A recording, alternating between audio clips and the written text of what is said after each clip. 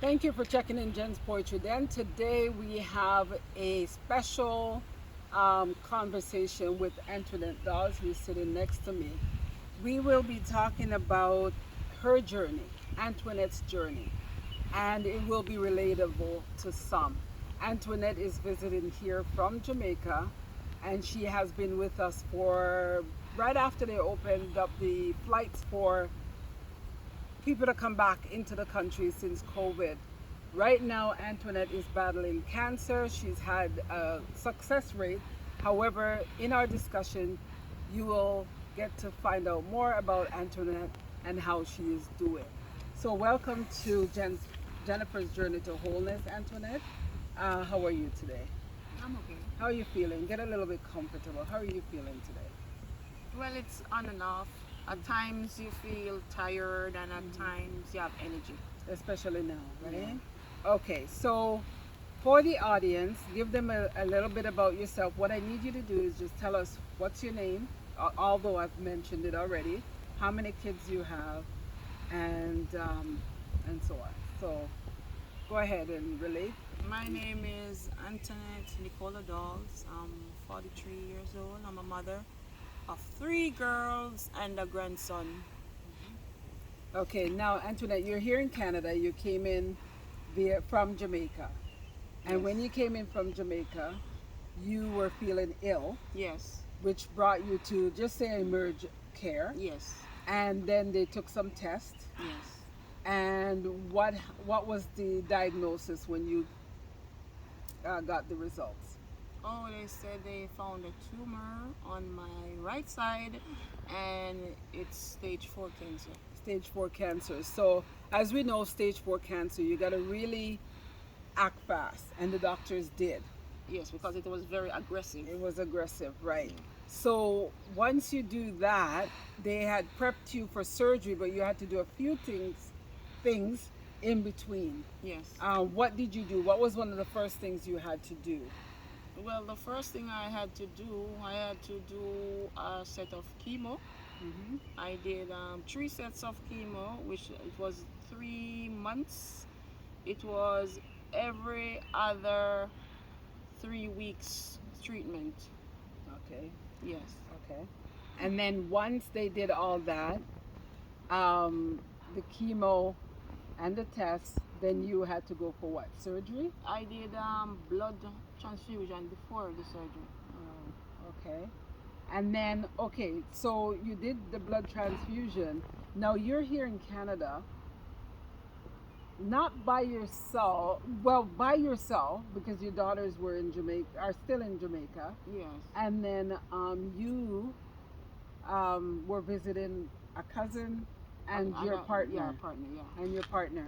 Now, I know you had to make a call to Jamaica Yes. to let your girls know what happened. Yes. Now, I do know we're going to fast forward it just a little bit so that this doesn't appear too long. Yes. Is that you have a 26-year-old daughter, which is the eldest of your three daughters. Yes. And so rather than you had the doctor break that news to her, Yes. and she was very emotional Yes, she was. when that happened, and it saved you really from telling her that, because it probably would have been a little bit harder Yeah. for you to tell her what you're going through, seeing that you just left there at a short in a Yes. short time. Yes.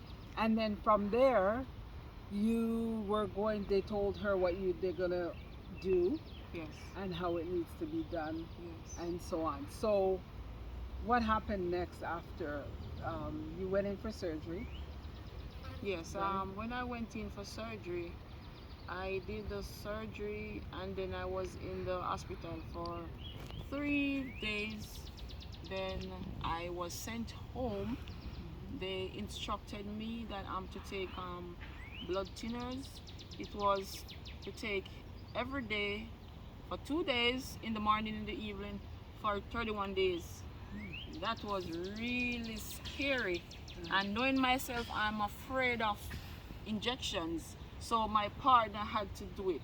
So let me retract. So the blood thinners wasn't in prescription drug; it was actually by a needle. Yes. Oh wow. Okay. So once you did that treatment, your body started to react a certain way, or you were weak?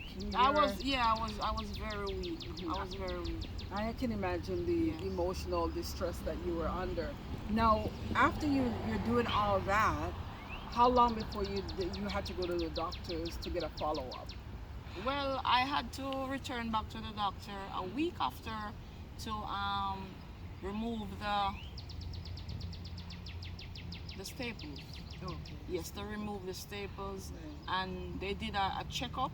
Mm-hmm. Yes, and then I was supposed to visit back the doctor within 2 months. Okay. So I was, just home recuperating, and they instructing you like not to lift, what not to do, what to do. And at that time, did they put you on a special diet or anything like that, or that came long after? Yes, you were on diet because you had to eat mostly um, liquid things, not solid.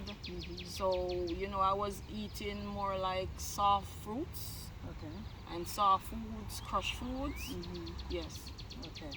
Now, once you did that, now tell me a little bit what I don't know, because some things I do know on your journey, but I don't know everything. Yes. So once you were over that and you went to see the doctors 2 months later, what was the follow up there? Well, when I went to see the doctors 2 months later, then I was scheduled for a CT scan. Okay. So after doing the CT scan, I was called back to visit the doctor, and then the doctor told me that it has shrunken, and he's seen better results. Okay. Then I did a CT scan again the following 3 months, and then this time it showed that it had somehow entered into the breast. Okay. We'll pause right there. Okay. This is a series that we're going to be doing. However, I am going to do this series to follow up. We're going to stop there, and then we're going to talk about what they found they found the breast cancer. Yes. So we're going to discuss that in the second series.